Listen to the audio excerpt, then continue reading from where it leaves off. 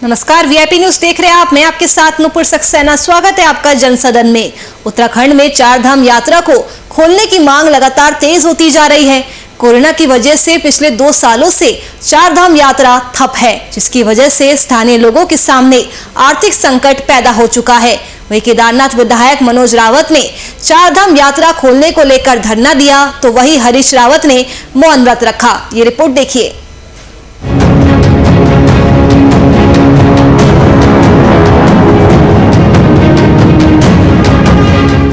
चार धाम यात्रा को लेकर उत्तराखंड की राजनीति गर्मा गई है। आज सड़क से लेकर सदन तक चार धाम यात्रा एक बड़ा मुद्दा बना रहा।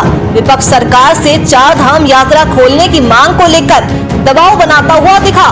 केदारनाथ विधायक मनोज रावत विधानसभा सत्र के शुरू होने से पहले धरने पर बैठ गए। हालांकि कुछ देर बाद मुख्यमंत्री पुष्कर सिंह धामी उन्हें अपने साथ धरने से उठाकर ले गए और उनसे वादा किया कि सरकार पुरजोर तरीके से चार धाम यात्रा को लेकर कोर्ट में अपना पक्ष रखेगी। दूसरी तरफ पूर्व मुख्यमंत्री हरीश रावत ने भी चार धाम यात्रा खोले जाने की मांग को लेकर अपने आवास पर धरना दिया। बद्रीनाथ में भी चार धाम यात्रा शुरू करने की मांग को लेकर आक्रोशित बद्रीनाथ धाम के स्थानीय लोगों ने सरकार के खिलाफ मोर्चा खोला, हवन यज्ञ किया और 5वें दिन कार्मिक अनशन पर बैठे रहे। दरअसल कोरोना वायरस की अनदेखी करते हुए जिस तरह से राज्य सरकार ने कुंभ मेले का आयोजन किया, उसका परिणाम कोर्ट के सामने है, जिसके कारण कोर्ट ने चार धाम यात्रा पर रोक लगा रखी है। इस वक्त हालात तो काबू में है, लिहाजा रोजी रोटी के संकट को सामने देख सरकार से चार धाम यात्रा खोले जाने को लेकर दबाव बनाया जा रहा है।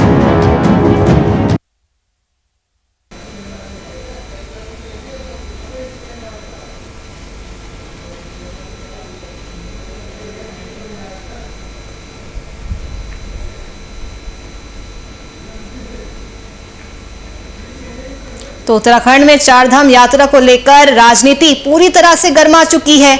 आपको बता दें कि आज पूर्व मुख्यमंत्री हरीश रावत ने मौन व्रत रखा, तो वही केदारनाथ विधायक ने भी धरना दिया, तो वही सीएम के आश्वासन के बाद विधायक ने अपना धरना भी खत्म किया। तो चार धाम यात्रा को लेकर उत्तराखंड की राजनीति गर्मा चुकी है। सरकार के सामने कोर्ट की बड़ी चुनौती है, साथ ही चार धाम यात्रा से जुड़े लोगों के रोजी रोटी की समस्या भी सामने है। आज सड़क से लेकर सदन तक चार धाम यात्रा एक बड़ा मुद्दा बना रहा। विपक्ष सरकार से चार धाम यात्रा खोलने की मांग को लेकर दबाव बनाता हुआ दिखा। केदारनाथ विधायक मनोज रावत विधानसभा सत्र के शुरू होने से पहले धरने पर बैठ गए, लेकिन कुछ देर बाद सीएम धामी उन्हें अपने साथ धरने से उठाकर ले गए।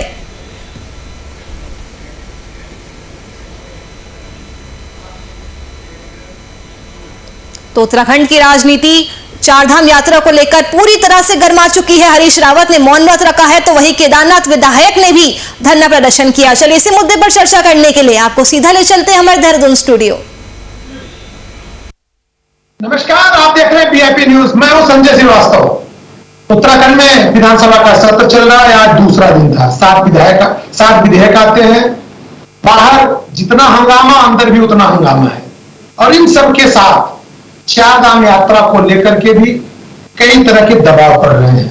कहा जा रहा है कि उत्तराखंड की लाइफ लाइन कहे जाने वाली चार धाम यात्रा को सबके लिए खोल देना चाहिए। हम इसी पे चर्चा करेंगे और इस चर्चा में हमारे साथ है आम आदमी पार्टी के संजय भट्ट जी। बहुत बहुत स्वागत है आपका। भारतीय जनता पार्टी के वरिष्ठ भाजपा नेता दिगंबर सिंह नेगी जी है। बहुत बहुत स्वागत है दिगंबर सिंह जी आपका।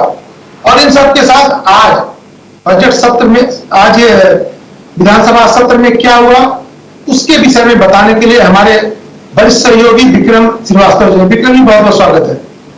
सबसे पहले हम चलेंगे दिगंबर सिंह नेगी जी के पास। दिगंबर जी, उत्तराखंड के लिए जो लाइफ लाइन कही जाती है चार धाम की यात्रा, चार धाम की यात्रा लगभग 6 महीने चलती है और ये 6 महीने कहा जाता है कि पूरे 1 वर्ष का जो उस रूट पे लोग हैं अपने आय का रिसोर्स बना लेते हैं और 1 साल तक पूरा उससे खर्च चलता है। लेकिन कोरोना के चलते सारी चीजें खोल दी गई हैं, सब कुछ, मॉल, थिएटर, होटल, रेस्टोरेंट। लेकिन ये यात्रा पे लोगों को क्यों नहीं जाने दिया जा रहा है? आज कांग्रेस पार्टी के विधायक इस बात को लेकर के विधानसभा में भी बैठते हैं और मुख्यमंत्री से बात भी करते हैं। तो मैं जानना चाहूंगा, भारतीय जनता पार्टी क्या ये चाहती है कि चार धाम यात्रा को खोल दिया जाए? तीर्थाटन उत्तराखंड की आजीविका रीढ़ है जी। चाहे वो कुंभ का स्नान हो, चाहे वो कांवड़ यात्राएं हो, या परंपरागत रूप से जो चार धाम की जो यात्रा है ये हो जी। और भारतीय जनता पार्टी हमेशा इस बात की पक्ष कर रही है कि जो सामाजिक सरोकारों और आर्थिक सरोकारों से जो विषय जुड़े हुए हैं उनमें संवेदनशीलता बरतते हुए और कोविड महामारी की गंभीरता को देखते हुए दोनों देखते हुए जो जनहित में उपयोगी है कार्रवाई की जानी चाहिए। कांग्रेस इसी कारण से आपको ध्यान होगा आज 21 का जो कुंभ था जब वो आए थे तो हम ये खुशी की इसके कारण पूरे देश में महामारी फैली, दूसरी लहर आई है। इसके चलते हुए कांवड़ यात्रा को स्थगित करना पड़ा और हरिद्वार के बहुत सारे व्यापारी संगठनों ने मतलब कांग्रेस के दबाव में आपने कुंभ पे उन्होंने दबाव बनाया इसलिए आपने कांवड़ यात्रा स्थगित की। हम आपसे इस पे जवाब लेंगे। संजय भट्ट जी, सब कुछ खोल दिया गया, विधानसभा का सत्र हो रहा है, सैकड़ों लोग वहां आ रहे हैं, रैलियां हो रही हैं, चुनाव की तैयारियां हो रही हैं, लेकिन चार धाम यात्रा जो कि आय का रिसोर्स भी उसको कहा जाता है, एक साल पूरा ये चार धाम यात्रा के रूप में जितने हमारे पहाड़ के लोग हैं वो पूरे एक साल की अपने आय व्यय का वहां से जब अर्निंग करते हैं, तो ऐसे में चार धाम यात्रा को क्या सुरक्षा की दृष्टि से कोविड के मद्देनजर इन सब को देखते हुए एक कोविड के तहत खोल देना चाहिए सबके लिए, क्योंकि ये लोग सब कुछ खोल दिया लेकिन उस पर रोक लगी है। देखिए बिल्कुल सही बात है। पहली बात तो ये कि पूरे देश में लगभग सब कुछ खुल चुका है। कई राज्यों में तो जो नाइट कर्फ्यू चल रहा है, उत्तराखंड में अभी तक चल भी रहा है, वो भी खोल चुके हैं। बिल्कुल मतलब अनलॉक हो चुका है कई राज्यों में। और उत्तराखंड में अगर ऐसी परिस्थितियां बना के चलते हैं कि जो चार धाम है वो नहीं चलेंगे, वहां पूजा पाठ नहीं होगी, तो वो सिर्फ ये नहीं कि सिर्फ पूजा पाठ नहीं होगी। चार धाम यात्रा का मतलब है उत्तराखंड के उन पहाड़ी जिलों में जहां से वो यात्रा होके गुजरती है, जहां लोग आते हैं, चाहे वो देहरादून हो, ऋषिकेश हो, या फिर उससे ऊपर चले जाए आप टिहरी, पौड़ी, उत्तरकाशी, चमोली, रुद्रप्रयाग, इन सभी गढ़वाल के लगभग सभी जिलों में जो चार धाम आएगा वो हरिद्वार भी चला ही जाता है। तो सारे जिलों में जब ये तीर्थाटन होता है तो वहां से जुड़े हुए जो टैक्सी मैक्सी वाले होते हैं या बस वाले होते हैं या फिर घोड़े खच्चर वाले होते हैं ऊपर पहाड़ में, या छोटे छोटे ढाबे रेस्टोरेंट वाले होते हैं, और हमारे पुरोहित समाज तो होता ही है, साथ में दूसरी चीजें बेचने वाले जो चौलाई के लड्डू वहां बनते हैं प्रसाद के रूप में, और जो दूसरे काम करते हैं उन लोगों तक पे फर्क पड़ता है इन चीजों से।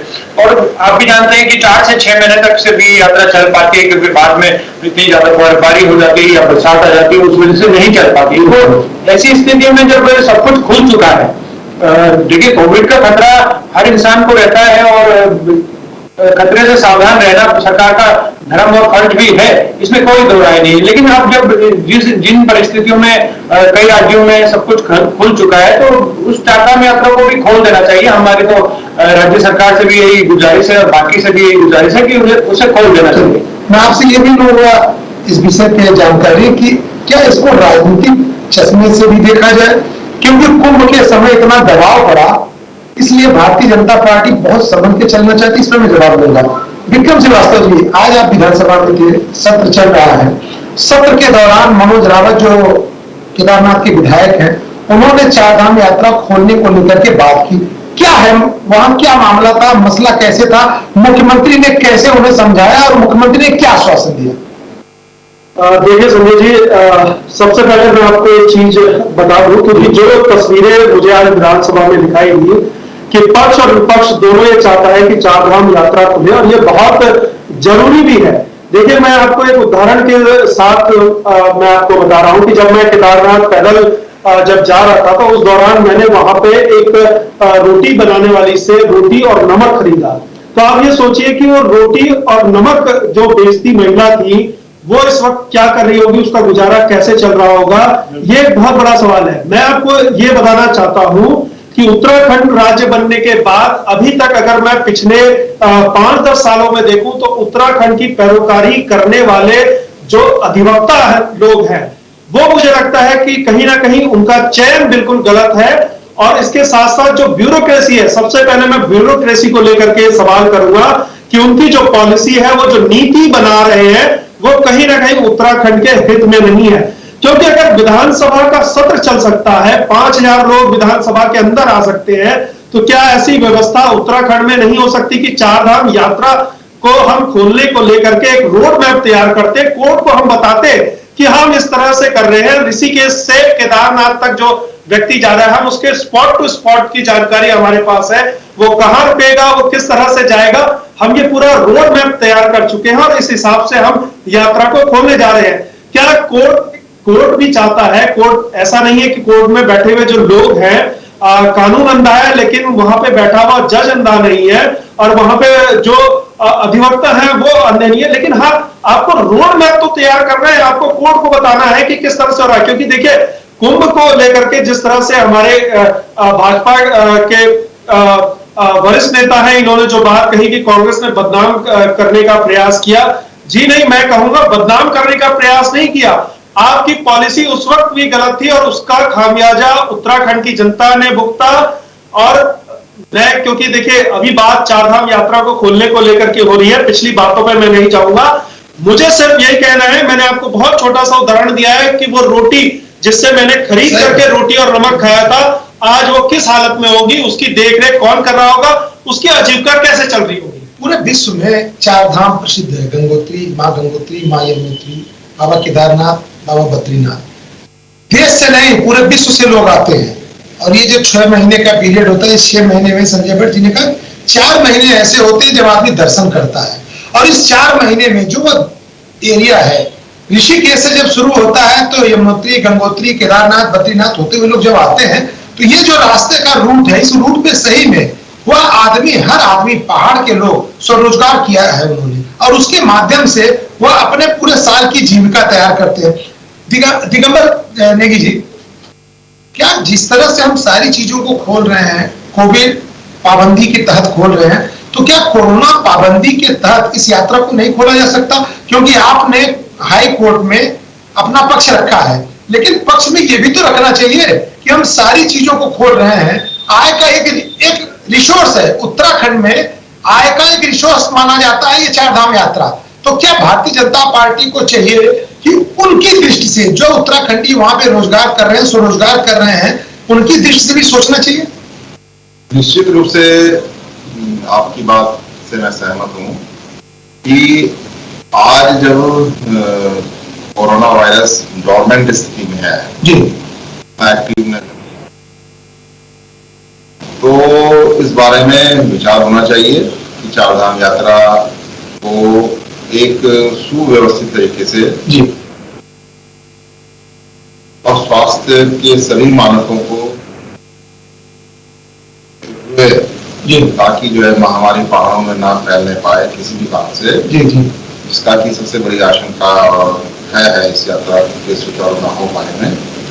और आज की तारीख में जहाँ विज्ञान ने इतनी प्रगति कर ली है और आज लगभग 40% लोगों को, 50% लोगों को टीकाकरण उत्तराखंड में हो चुका है और नए वैक्सीनेशन जो रशिया का स्पुतनिक है वो भी आ चुका है मार्केट में, रेगुलर वैक्सीनेशन हो रहा है। तो ऐसी परिस्थिति में और कोविड की अभी केसेस भी बहुत कम, लेकिन दिगंबर जी ये भी तो हो सकता है प्रॉपर रजिस्ट्रेशन किया जाए, प्रॉपर वैक्सीनेशन का जो जांच टेस्ट देखा जाए कि कितने लोगों ने कराया है और नहीं कराया है, कि एक टाइम पीरियड के लिए वो अपना कोविड टेस्ट ले करके कम से कम चारधाम यात्रा पे जा तो सकते हैं। जैसे आपने रखा है कि उत्तराखंड में आना है, कोई आउटसाइडर आ रहा है तो वो कोविड टेस्ट करा के आए। ये जो पाबंदियां हैं, कोई नहीं कहता कि इसको आप खत्म करें, लेकिन उसके तहत चारधाम यात्रा तो कर ही सकते हैं, जिससे आय का रिसोर्स तो कम से कम कुछ लोगों को मिले साहब। जी जी बिल्कुल बिल्कुल। इसमें हरिद्वार से लेकर ऋषिकेश, देवप्रयाग, कर्णप्रयाग, बद्रीनाथ तक जो है पूरा जो ये यात्रा रूट है, इधर जो है टिहरी और उत्तरकाशी का जो रूट है, ये दोनों ही में जो है जो रोजगार के अवसर हैं लोगों ने वहाँ पे जुटा रखे हैं और 1.5 वर्ष से जो लोग निरंतर आर्थिक रूप से मंदी को झेल रहे हैं, चाहे उसमें ट्रांसपोर्टर्स हों, चाहे वो रेस्टोरेंट वाले हों, ढाबे वाले हों, होटल वाले हों, धर्मशाला वाले हों, और अपना एक बहुत बड़ा समाज जो केवल पूजा अर्चना पे निर्भर रहता है, तीर्थ पुरोहित बहुत से कांडी वाले बहुत से, सही बात है, सही बात है। मंडी वाले हैं। संजय भट्ट जी, क्या आपको लगता नहीं कि जब इन्होंने कुंभ के लिए आपसी द्वंद्व के बाद कुंभ को खोला और खोलने के बाद जो कोरोना को लेकर के कांग्रेस हमलावर हुई या अन्य विपक्षी पार्टियां हमलावर हुई, उससे डर करके ये राजनीति के तहत इन्होंने अभी 4 धाम यात्रा को रोक रखा है? नहीं, कुंभ में तो शास्त्री जी आपने भी देखा है जो कुछ हुआ जी, फर्जी कोरोना टेस्ट कुंभ में हो गए जिसपे न जाने कितने 4 लाख 4.5 लाख अगर ठीक से जांच हो जाए तो वो ज्यादा भी निकल सकते हैं, और यानी करोड़ों रुपए की बंदरबाट और खेल हुआ, जिसके बाद दूसरे मुख्यमंत्री जो हमारे थे TS वो भी गए।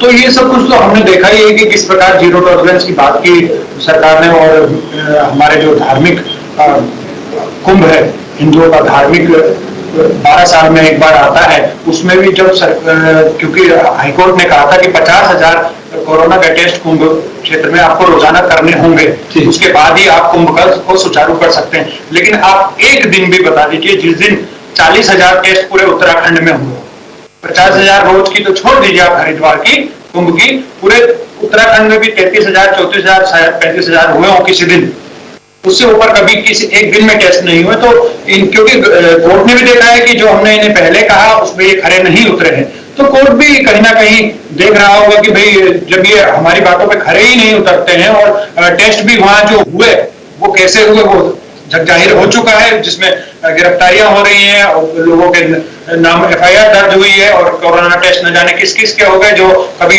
हरिद्वार आया ही नहीं उसकी भी टेस्ट रिपोर्ट बन गई कि आपका कोरोना टेस्ट हो गया। तो ये सब सबने देखा, तो उसी वजह से शायद कोर्ट ने भी संज्ञान लिया कि भाई ये लोग जो सरकार है ये कहती कुछ है और करती कुछ है, हमारे नियम पालन ये को मानती नहीं, शायद इसलिए कोर्ट भी सख्त हुआ।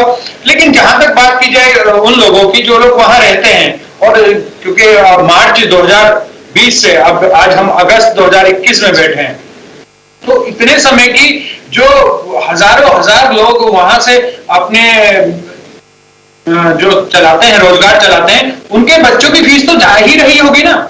सब कुछ खर्च तो सारा है, नहीं तो कुछ नहीं रुका। देखिए खर्च तो इंसान ठीक है, मैं 4 रोटी खाता हूँ, एक टाइम रोटी खा लूंगा, 1 रोटी खा लूंगा, लेकिन बच्चे की फीस तो देनी ही है ना, क्योंकि वो आने वाला भविष्य है उत्तराखंड का भी और देश का भी। ठीक है, आपने अगर गाड़ी ले रखी है और उसकी किस्त तो आपको देनी ही है ना, अगर आपने मकान बना रखा है उसकी किस्त तो बैंक में देनी है, आपने व्यापार के लिए लोन ले रखा है उसकी किस्त तो देनी, कहां से देगा? रोजगार ही नहीं होगा। जब रोजगार ही आज आप विधानसभा में थे, मुख्यमंत्री से भी आपने मुलाकात की, मुख्यमंत्री की बातों से क्या लगा? क्या वो बहुत संभल के चलना चाहते हैं? कुंभ में जिस तरह से इनके ऊपर आरोप, भारतीय जनता पार्टी की सरकार के ऊपर आरोप लगा कोरोना टेस्ट को लेकर के, तो क्या उस इन प्रकरणों को देखते हुए पुष्कर सिंह धामी बहुत संभल के चलना चाहते हैं? देखिए संजय जी, जिस तरह से आज मुख्यमंत्री का जो एक नेचर था जी, बिल्कुल एक उलट दिखाई दिया। जिस वक्त विधानसभा की कार्रवाई शुरू हो रही थी, उस दौरान केदारनाथ विधायक और धारचूला विधायक दोनों वहां पर धरने पर बैठे हुए थे अपने अपने क्षेत्र की मांग को लेकर के, क्योंकि देखिए केदारनाथ के विधायक हैं, जाहिर सी बात है केदारनाथ क्षेत्र जो है वो पूरा निर्भर जो है वो तीर्थाटन पर है। दूसरे धारचूला विधायक वहां पर बैठे हुए थे, मुख्यमंत्री आए उनको उठा करके ले गए, मुख्य सचिव को बुलाया, उनके साथ बैठ करके उन्होंने वार्ता की। लेकिन देखिए सारे अगर ओवरऑल देखा जाए तो मुझे ना एक कह सकते हैं आप, क्योंकि मैं भी उत्तराखंड में रहता हूँ, मैं भी दर्द समझता हूँ, जैसा मैंने पहले जिक्र किया था महिला का, मुझे हंसी आती है। हंसी इस बात के लिए आती है कि आप औली तो घूम सकते हो, आप मसूरी घूम सकते हो, आप नैनीताल घूम सकते हो, लेकिन पूजा के लिए केदारनाथ नहीं जा सकते, आप बद्रीनाथ नहीं जा सकते। ये कैसी पॉलिसी है? मुझे तो ये समझ में नहीं आ रहा है कि ये कैसी पॉलिसी है, कैसे ये राज्य चल रहा है, केवल सेटिंग के नाम पर राज्य चल रहा। 2013 में हमने देखा कि जिस वक्त प्राकृतिक आपदा आई उसके बाद तमाम बातें कहेगी, हम यहाँ पर यात्रियों का रिकॉर्ड रख रहे हैं, हम वहां पर यात्रियों का रिकॉर्ड रखेंगे। आप दिल्ली से आइए, आप औली चले जाइए, आप केदारनाथ धाम नहीं जा सकते, उससे पहले आप सोनप्रयाग तक चले जाइए और आकर के आप वापस चले जाइए, कहीं कोई रिकॉर्ड नहीं मिलेगा। तो ये तो दुर्भाग्य है। मुझे लगता है छोटा सा राज्य है, यहाँ पर सबसे बड़ा मुझे वो लगता है कि अनुभव की कमी यहाँ की लीडरशिप में है। यहाँ की लीडरशिप के को सही जानकारी नहीं है और यही वजह है कि अधिकारी अपने हिसाब से इस राज्य को हाँक रहा है। कभी ऊर्जा प्रदेश बनाने को बोल देता है, कभी रूपरेखा तैयार कर देता है, कभी आयुष प्रदेश बोल देता है, कभी यहाँ पर पर्यटन प्रदेश बना देता है। तो ये कहीं ना कहीं पॉलिसी जो है, अनुभव की कमी यहाँ पर ये राज्य जो है वो झेल रहा है। सही बात है। प्रदेश के हिसाब से, यहाँ की भौगोलिक स्थिति के हिसाब से, यहाँ के रख रखाव के हिसाब से, यहाँ के खान पान के हिसाब से आदमी कोई नहीं सोच पा रहा है। दिगंबर सिंह नेगी जी, क्या आपको लगता है कि सामने चुनाव है और कोरोना से भी आप लोग बच के निकले हैं, तो जो निर्णय लेने की मतलब कह लीजिए क्षमता है, वो निर्णय लेने की क्षमता में कहीं से कमी या अभाव दिखाई दे रहा है कि हर विषय पे निर्णय अगर लेना है तो नेतृत्व तुरंत निर्णय पे नहीं पहुंच पा रहे हैं? कहीं ऐसा तो नहीं? ऐसा बिल्कुल भी नहीं है जी। देखिए, कुंभ आयोजित करवाना एक बहुत बड़ा संकल्प था राज्य सरकार का। विश्व के हिंदुओं के आस्था का प्रतीक है कुंभ जी। परंतु उसके जो रिजल्ट्स कुछ नेगेटिव आए जी, तो सरकार ने तुरंत रावण यात्रा को पर रोक लगाई। मैं यहाँ पे दिगंबर जी एक बात बोलना चाहूंगा। मैं जब हरिद्वार गया था तो मुझे हरिद्वार में कुछ लोगों ने ये बोला कि जो मंत्री हैं उस वक्त, जो शहरी विकास मंत्री थे, शासकीय प्रवक्ता थे, वो मेला अधिकारी से नाराज हो गए कि जहां पर कुंभ होना है वहां की जगह वो दूसरे स्थान पर काम करा रहे। तो क्या कुंभ केवल इसलिए आप लोगों ने कराया कि माल को ठिकाने लगाना था? क्योंकि जिस तरह की चीजें वहां पर सुनने को मिली, और आज भी वहां पर जाकर के देखिए आप, कुंभ के नाम पर जो वहां पर काम हुआ, जैसा आरटीपीसीआर टेस्ट की बात हो रही है, कोर्ट ने डंडा लगाया तो आपने टेस्ट की जो है वो संख्या बढ़ा दी और फर्जी आधार कार्ड के आधार पर टेस्ट कर दिए। तो कहीं इस बात को भी तो माना जा सकता है कि कुंभ केवल पैसा टिकाने के लिए। आरटीपीसीआर टेस्ट वाला जो प्रकरण है, ये तो आज की तारीख में जो भारतीय समाज की मानसिकता है। मैं कल ही रेलवे स्टेशन में उतरा, दिल्ली से आया, तो वहां पे एक रो लगी, अलग अलग डोज थी। तो सेकेंड वैक्सीनेशन जिनका हो चुका है, जिनके बाद आरटीपीसीआर टेस्ट में उनके निकालने का गलियारा था, बाकी लोगों के लिए वहां पे आरटीपीसीआर की टेस्टिंग की व्यवस्था पूरी थी। कम से कम 15 रो वहां पे बनी हुई, मतलब ताकि पूरी ट्रेन की सारी रोगियों के लिए कोई असुविधा ना हो, कितने भी यात्री। परंतु जो पैसेंजर्स थे, मैं देख रहा था, वो उस से गुजरने की उस प्रक्रिया को पालन करने को तैयार नहीं थे। वो भागने का शॉर्टकट अपना रहे थे, या वो पुलिस वाले को कुछ रिश्वत देने की खुद कोशिश कर रहे थे। ठीक है, और पुलिस उनको बोली थी नहीं, अगर आप सेकंड लाइन, वहां पे अनाउंस हो रहा था कि आप अगर आपने सेकंड वैक्सीनेशन ले रखी है तो आप उस लाइन में लगिए, आपने आपके पास आरटीपीसीआर की रिपोर्ट है तो आप इस लाइन में लगिए, और अगर आपके पास कुछ भी नहीं है तो आप इन लाइनों में लग के अपना टेस्ट करवाइए। परंतु उसके बावजूद भी बहुत बड़ी संख्या में लोग उस प्रक्रिया को फॉलो करने को तैयार ही नहीं थे। तो ये हमारी मानसिकता है, या इसको टेस्ट को लेकर के या इस बीमारी को लेकर लोगों में बहुत बड़ा भ्रम है। अभी तक कई लोग वैक्सीन लगाने को तैयार नहीं है, अभी भी वैक्सीनेशन से डर रहे हैं कि हमारी मृत्यु न हो जाए, या बीमारी ना हो जाए, बुखार ना हो जाए। तो अगर चारधाम पे आते हैं दिगंबर जी, अगर मान लीजिए हम पार्टी से इतर आपसे कोई प्रश्न मतलब जानना चाहें कि इस समय, जैसा आप लोग जानते हैं, आप पहाड़ के लोग हैं, आप लोगों ने तो इस पहाड़ के आंदोलन में हिस्सा लिया है, क्या लगता नहीं कि चार धाम की यात्रा का जो रूट है उस पे वहां के लोगों की जीविका के दृष्टिकोण, मतलब उसको दृष्टिकोण में रखते हुए इस यात्रा को छोटी छोटी पाबंदियों के साथ शुरू करना चाहिए? आपका, मैं खुद का जानना चाहता हूं क्या है। निश्चित रूप से यात्रा को सुव्यवस्थित तरीके से आरंभ किया जाना चाहिए। अभी भारतीय जनता पार्टी की मंशा भी है, क्योंकि अभी वैसे भी जुलाई और अगस्त के महीने में यात्रा वैसे भी नहीं चलती है। हाँ, इसी बरसात के कारण से अभी केवल इसी वर्ष से नहीं, कोविड के कारण ही नहीं, ये वर्षों से ही ये है कि वर्षा के कारण से यात्रा इन 2 महीनों के लिए स्थगित रहती है। और तो अक्टूबर सितंबर मिड के बाद से यात्रियों का आना होता है, तो तब तक जो है तो फिर ये ऑल वेदर रोड के नाम पर क्यों राजनीति हो रही कि ऑल वेदर रोड आपने बना दिया? सारा करना चाहते हैं, बाढ़ के लोगों का जो अनुभव है, कोई भी चाहे वो गांव की छोटी सी भी सड़क पड़ती है, चलिए दिगंबर जी, थोड़ा सा समय की बात होता है, 2-2.5 साल लग जाते हैं टिकने में। सही बात, समय की बात होता है। अंतिम प्रश्न हम संजय भट्ट जी से लेंगे।